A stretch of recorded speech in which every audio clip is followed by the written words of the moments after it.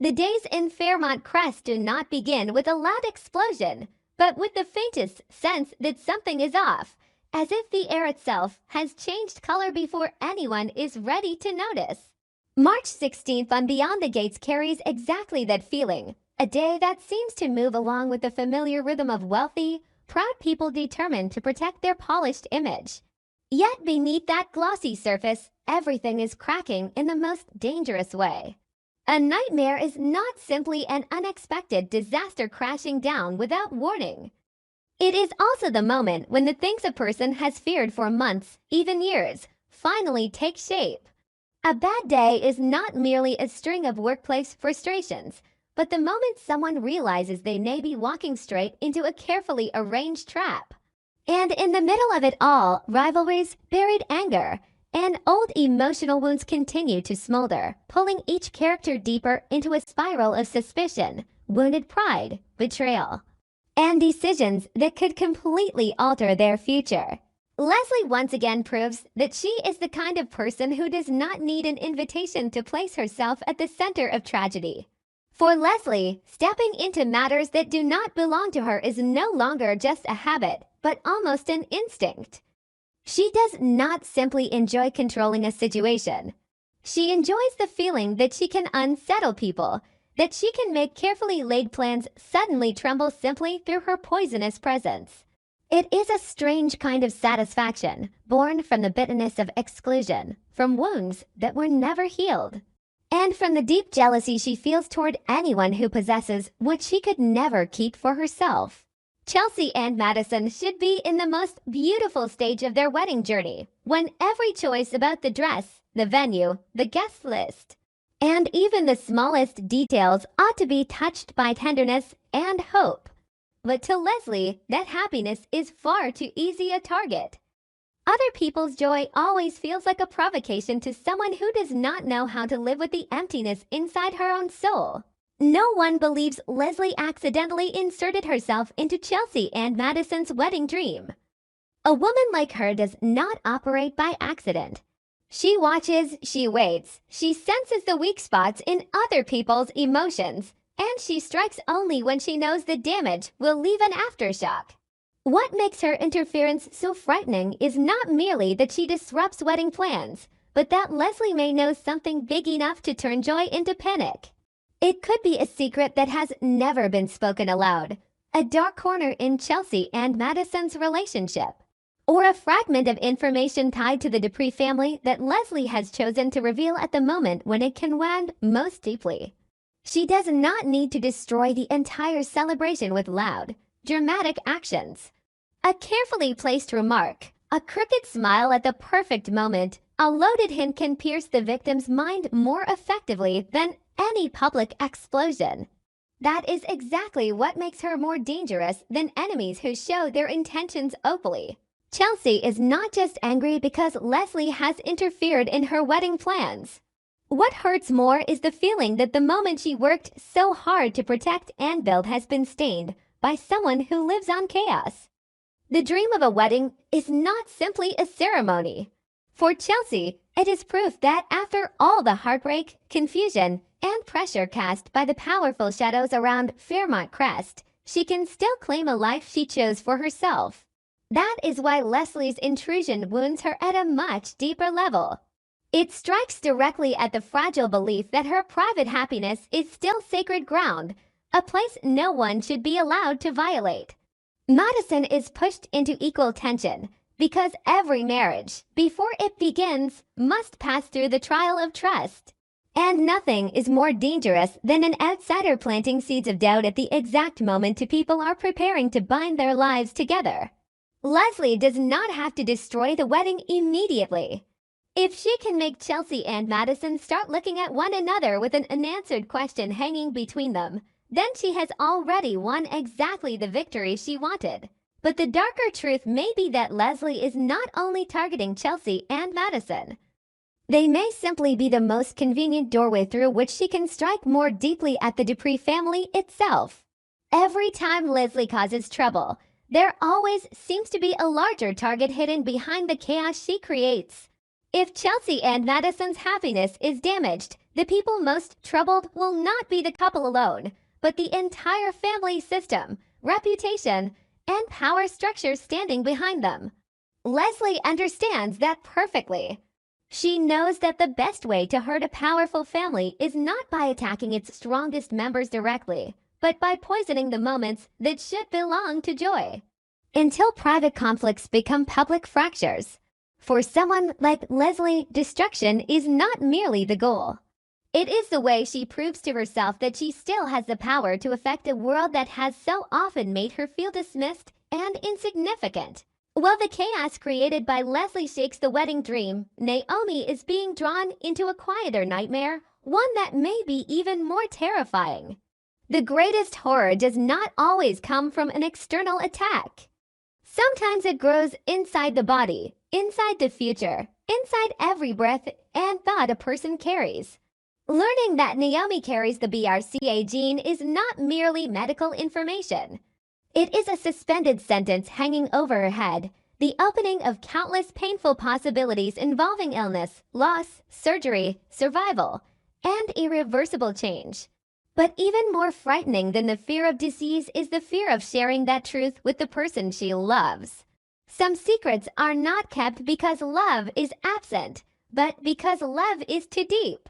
Because a person understands the crushing weight of a truth and cannot bear to watch it change the way someone looks at them. Naomi is not only afraid of future illness. She is afraid of the moment Jacob no longer sees her as the strong woman he has always believed in, but as a question mark, a responsibility, a constant source of worrying. Jacob's return should have been comfort, a source of warmth strong enough to make Naomi feel lighter after carrying fear alone for so long. But in relationships already tested by distance, silence, and all the things left unsaid, the return of the person you love can sometimes feel more dangerous than their absence. Jacob may have sensed that something was wrong with Naomi before he ever learned the truth. It may have been the way she avoided his eyes, the way she smiled too quickly just to end a question, the way her body stiffened when he came closer with genuine concern. People often think secrets are kept through words, but in reality, secrets always leak through the smallest shifts in behavior. Jacob is close enough to notice that Naomi is no longer the calm Naomi he remembers, and that makes his discovery feel almost inevitable. If Jacob learns that Naomi carries the BRCA gene, his reaction will not be simple heartbreak or sympathy. Beneath those instinctive emotions will be a tremor in the foundation of trust itself. He may ache because she is facing a possible health threat, but at the same time he may ache because he was shut out from the greatest fear of his wife's life. Jacob may ask himself when Naomi stopped believing that he was strong enough to carry the truth alongside her. He may feel insulted not by the hidden medical danger, but by the fact that the door to her heart was closed while he still believed their marriage was a place without forbidden territory. And that is the greatest tragedy of this kind of secret. The one who hides it may have no cruel intentions, but the one who is kept in the dark still feels betrayed. Naomi may have stayed silent because she was not ready to name her fear, because she had not yet accepted that her body had entered an unstable and uncertain journey, because she did not want to see pity in Jacob's eyes. But Jacob, if he discovers the truth by accident, or worse, through records or traces she carelessly left behind in panic, will find it almost impossible to separate compassion from personal hurt. That leaves Naomi trapped inside a two-layer nightmare. On one side is a future overshadowed by fear for her health. On the other is the possibility that her marriage is entering a new and unstable territory, where every embrace may carry an unspoken question, every silence may be interpreted as distance, and every decision from that moment forward will no longer belong to her alone. How will she face Jacob once she knows that he knows?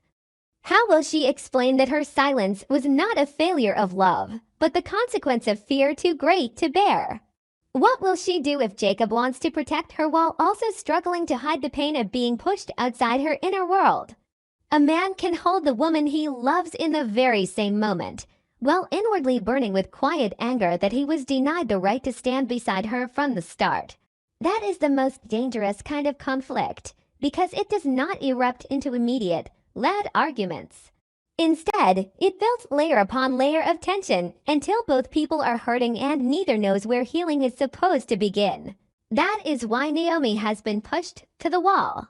She can no longer delay the choice between continuing to hide the truth in order to maintain control over her emotions, or opening herself completely and accepting that from this point on, everything in her marriage may change. She may have to face medical decisions, calculations about the future, and sacrifices she never imagined she would have to make. But what gives this storyline its emotional weight is not only the question of illness. It is the question of how a secret can redefine love. Naomi is not merely afraid of suffering. She is afraid of being seen differently. She is afraid that from now on, Jacob will love her more through worrying than through equality.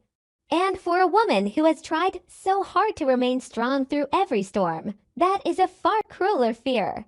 On another front in Fairmont Crest, Nicole stands between two men as if her life has somehow become a battlefield for their egos and their hunger to possess. Carlton and Keel both seem unable to accept that Nicole is entering a new phase of life, one in which she does not want to be bound, does not want to be defined by any familiar role, and certainly does not want to become the prize in anyone's masculine competition. Both men may use the language of emotion to justify their actions, but what burns beneath the surface is colored more by wounded pride than by pure love. They want to be chosen, to be proven the winner, to see Nicole lean toward them as confirmation that they still hold a special place in her life. That is why the clash between Carlton and Keel is not merely a collision of personalities. It is a war between egos that cannot bear the feeling of being replaced or treated as equal rivals. Nicole understands better than anyone that freedom always comes at a cost. The period in which she is enjoying attention, choice, and the feeling of living for herself is a rare one after so much pressure, expectation, and perhaps pain from the past. But that freedom engages the men who are used to believing they deserve a fixed place in her heart. If Nicole truly has begun to lean toward one of them, she is still not ready to admit it, because admitting it would mean surrendering control of the emotional balance.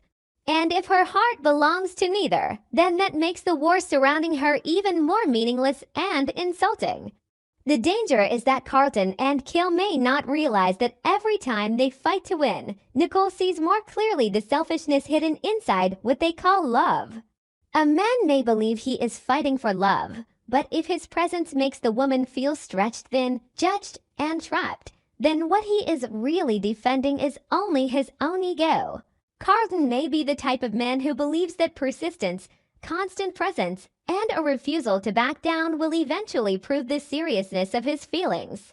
But the line between devotion and pressure is sometimes cruelly thin. If he lacks the sensitivity to understand that Nicole needs space, then all of his efforts will become a burden. Keel, by contrast, may be more appealing in his worldliness, in the sense that he understands women and knows exactly what to say to touch the most fragile parts of them. But that very charm may conceal a softer kind of calculation, where well-timed words become tools that make Nicole feel understood only so that she can slowly be guided. If either man crosses the line, if their rivalry becomes public, loud, or disrespectful enough to turn Nicole into the subject of a contest, she could easily cut both of them off. And that would be the most painful counterstrike of all, because it would prove that in the game they imagine they are winning, the only person who ever truly had the power to decide was never either of them. Nicole therefore stands before a difficult choice. She can continue to leave everything suspended in uncertainty in order to protect her freedom, but that would only prolong the tension. Or she can draw clear boundaries, accepting that she may hurt one or both men in order to save herself from being dragged into a conflict she never wanted. What makes this storyline compelling is that it does not only ask whom Nicole will choose. It asks how fully she is willing to choose herself. A woman who wants to be loved but refuses to be possessed must always fight against the invisible judgments placed around her. And in Fairmont Crest, where every relationship is viewed through power, status, and scrutiny, that battle becomes far more brutal. Amid all of this emotional upheaval, Ashley experiences a terrible day at work in a way that is anything but simple.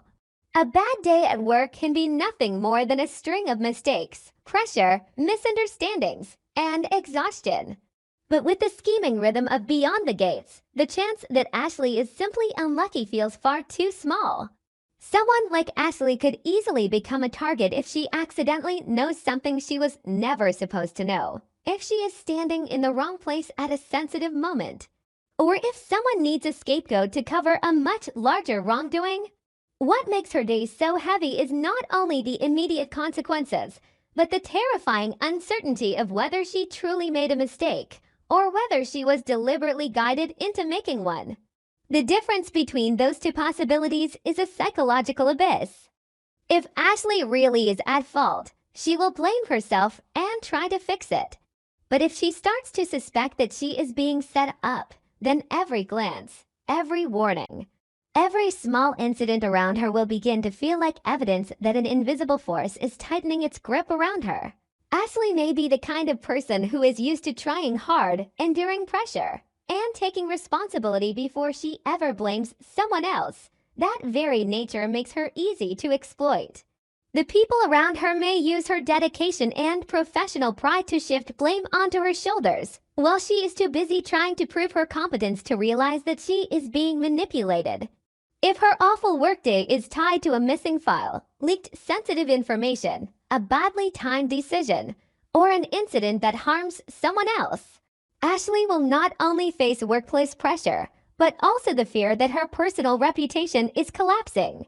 Worse still, if she is being drawn into something much bigger, where someone does not want her to see the truth, then every mistake that unfolds during that day may simply be the opening moves in a plan to isolate her, destroy her credibility, and remove her from the board entirely. That is why March 16th is not just a collection of separate incidents. It feels like a map of collapse spreading across Fairmont Crest. Leslie brings her toxicity into a space that should belong to love and joy, turning a wedding dream into the front line of a much deeper scheme. Naomi stands before a nightmare not only of health, but of marriage itself, where secrecy and trust collide with enough force to wound both people who love each other. Nicole is placed at the center of a rivalry that forces her to decide whether she will continue being desired or reclaim her right to peace.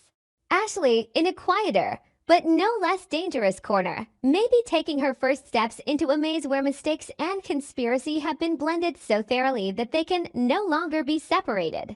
What makes this chain of events so compelling is that every character is being pushed toward very human negative reactions. Chelsea may become so furious that she wants to cut ties entirely with anyone who enables Leslie. Madison may begin to fear that outside ghosts will never allow them a peaceful wedding. Jacob may love Naomi more fiercely than ever while also feeling so angry that he does not know how to touch her without deepening both of their pain. Naomi may lock herself inside guilt for having stayed silent too long, while still quietly resenting Jacob if he turns her fear into an interrogation about trust. Nicole may reach the limit of what she can tolerate and sever every connection before either man fully understands what they did wrong. Ashley may shift from someone trying to remain calm into someone ready to fight back if she realizes she has been made a pawn in another person's game. And that is the true spirit of Beyond the Gates at this moment. No one is ever truly safe behind those luxurious walls. No one can believe they can keep a secret forever without paying a price. And no one enters a battle over love or power without leaving a part of themselves behind on the battlefield. March 16th, therefore, does not simply open with a nightmare, a bad day, or an act of sabotage. It opens with a warning that everything is moving toward the limit. The cracks have existed for long enough that now all it will take is one more touch for a whole chain of relationships to come crashing down. When a couple's happiness becomes a target, when a woman's health becomes the secret that could shake a marriage, when another woman is turned into a prize for the egos of two men, and when an ordinary workday may conceal a much larger scheme, then it is clear that Fairmont Crest is no longer a place of perfect beauty.